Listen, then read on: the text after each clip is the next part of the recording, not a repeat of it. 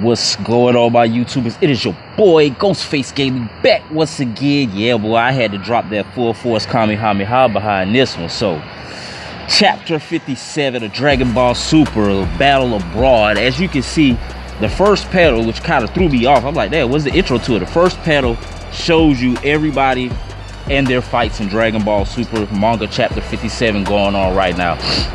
So, like I said in the leaks that I dropped last night, this chapter pretty much was an all-action panel. You know what I'm saying? We did get some progression to the story, but we got to see everybody, once again, the Z Fighters, get their shine and, you know what I'm saying, and get their wreck off in this manga chapter. So what we first start off with, aside from the panel, we pick right back up off with the fight we had with Krillin and the Batamo twin. Now we have Bulma and the rest of the outside Z-cast on Kami's lookout. You know, everybody has a different TV that they're looking at, the monitors in the fight. And, you know, Chi-Chi busts out, well, all that's on this TV is the Korean show, or AKA the Krillin show, because she thinks it's an actual TV show. So your boy, the fake Batamo, is just getting off, it looks like, on Krillin. You know what I'm saying? Like, from what we've seen in Batamo and the Universe 6 and 7 tournament, and the Tournament of Power, you know what I'm saying, he's fat, he's pretty strong, but this iteration of him, the Universe 7 version, this nigga is OP. You know what I'm saying? Like, he's agile, he's strong. You know what I'm saying? He started doing some spin roll move and was bouncing Krillin's Destructo Disc back at him, which I thought was extremely dope. And then your boy Krillin, being a true student of the Turtle Hermit School, throws his Kions at him, cuz beats Krillin into the ground. Krillin gets knocked into the ground, right? And what Krillin does is he starts controlling the Destructo Disc, like I said, with his fingers, you know what I'm saying, with his brain. So cuz makes it go back at Krillin. Krillin hits him with the after image technique. And after he hits him with the after image technique, then he goes ahead and hits him with a full force Kamehameha. And then we cut panel over until Master Roshi's still fighting the three girls. Of course, he's being the pervy sage that we know. And then the last panel you just saw as well was Tien fighting the Vegeta of our universe. So back to Master Roshi and Krillin, or Tien fighting Vegeta, the fake Vegeta. And they're letting him know that his body's made out of complete metal. And, you know, regular attacks just ain't gonna work on him. You have to insult him. Which, in the manga chapter itself, I thought was pretty funny and pretty cool, right? Because Bulma makes a joke and says Tien doesn't know how to insult anybody. You know what I'm saying? So, with that being said, Chaozu takes it upon himself to insult the fake Vegeta. And as soon as he's about to attack Chaozu, the fake Vegeta falls out. So, once again, I'm loving Toyotaro's pace and how he's depicting all of the different characters, because your boy Chaozu even got a win here, folks. Chaozu got a dub on Vegeta.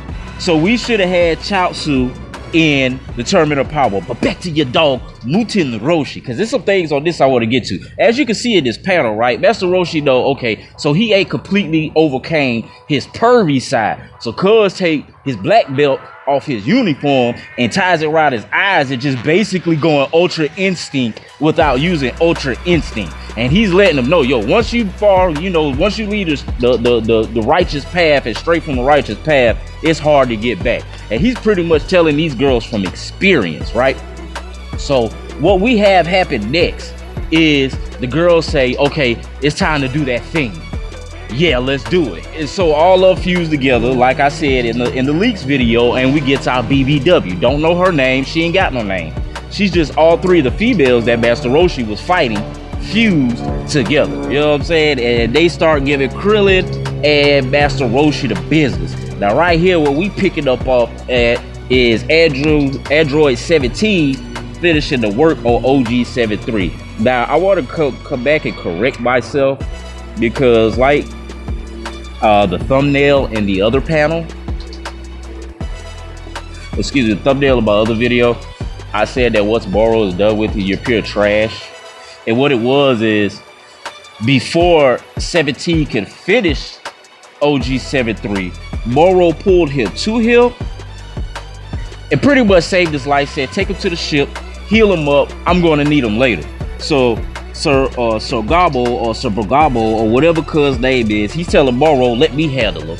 So Moro's like, all right, I got you. But take this gift with you before you go.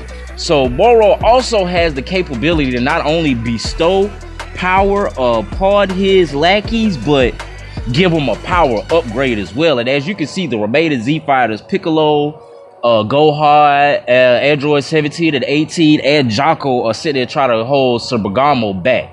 Or Sargamo, that's his name. They're sitting here trying to hold Sargamo back. So the battle is heating up. And in the midst of all this, we cut over to the next panel and it says, you know, while they're sitting there fighting them, cuz is like, he takes Android 17 and Gohan, obviously the strongest of the two, the strongest of the rest of the group, grabs them by the head, knocks everybody else back with him, and slams them into the ground.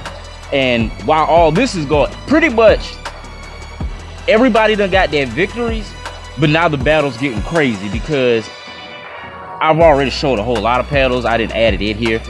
After Tien gets done with his skirmish and his battle, him and Chaozu fly off while they lock up the Magetta looking dude. And they see Yamcha, you know, having a little trouble. And the dude's telling Yamcha, yeah, I ain't like the rest of them. You know what I'm saying? I'm Sargamo's special advisor. So obviously he's in the top rank of far as strength. So we have Yamcha, Tien, and Chaozu versus Sargamo's lackey. Then we have Piccolo, Gohan, and everybody else fighting Moro, because Moro has finally stepped out into the field. Moro and Sargamo. And meanwhile in space, Goku, this is the question. This answers all our questions. Why Goku wasn't using instant transmission. Obviously he was way too far out. And old girl is giving the tripled up females is giving them boys the business. Goku feels them, right? So this is a trope from Revival of F when Gohan let off that power so Goku could feel him on the way and get back to him. The same thing is going on. While Goku's flying the spaceship in that direction towards Earth, he's feeling everybody's power spiking and going down, and Krillin kind of figures it out, because I'm not sure if Krillin can necessarily feel his power that far away too, but Krillin has an idea that Goku's on his way. So Krillin jumps on top of the mountain and powers up to the best of his ability. And as you can see, when Krillin was shocked and you saw the fused female flying backwards, and Goku pops up and he says, sorry, you know what I'm saying, I have a tad bit of a habit of being late. That's what it was. That answers our question right then and there. Reason why Goku can't, you know what I'm saying, I was the man, well, why this nigga ain't instant transmission, cuz, you know what I'm saying, like, he trying to fight. He was just too far out, you get what I'm saying? So with that being said, not only is the battle most definitely heating up, I'm pretty sure Goku is going to clean up Krillin's, what Master Roshi and Krillin is doing. Then he'll probably head over to Tien and Yamcha, and then he'll probably head to Moro. So this is probably what Goku's going to do. Because I'm calling it here, right? With Goku coming back, and I'm finna spark up the L on this one. A little Wayne on.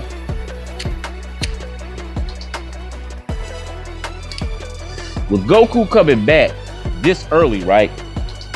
And Vegeta still trying to learn his move, what I'm hoping, what I'm wishing, is that we finally get Vegeta to come in and save the day. You know, I heard some theories out there. It might be some mystery character, like they could bring Frieza into the fray. I feel like if they was gonna bring Frieza into the fray, they'd have done it like 2 or 3 chapters ago. They'd have introduced him some kind of way, and Frieza hasn't been mentioned at all in this arc. You know what I'm saying? Like, I don't recall or remember Moro run across Frieza anywhere or nothing like that. I seen some fan manga where Moro ran across Frieza, but as far as the actual story itself, we don't have Frieza. He hasn't been mentioned at all in this arc. Broly hasn't been mentioned in this arc. Somebody even had the nerve to bring in Future Trunks. He would make no sense in this arc. Everybody that's important is already here. Everybody that matters is here in this arc. So with that being said, with Goku back on the scene, we're gonna see how he cleans things up. We still got 2 more chapters before chapter 60, right? So I said it was gonna wrap up at 60. I'm still calling it as a wrap up at 60. You know, hopefully your boy Vegeta will be the one pulling the Goku and he'll pop back up on Earth using instant transmission like Goku did, because it's no reason why Vegeta shouldn't know it, since he's already surpassed what Goku was at on Yardrat. But yo, this has been my light review on the chapter 57. It's your boy Ghostface Gaming. Like, subscribe, and share. I'll holler at y'all later. I'm gonna do a couple more videos on this.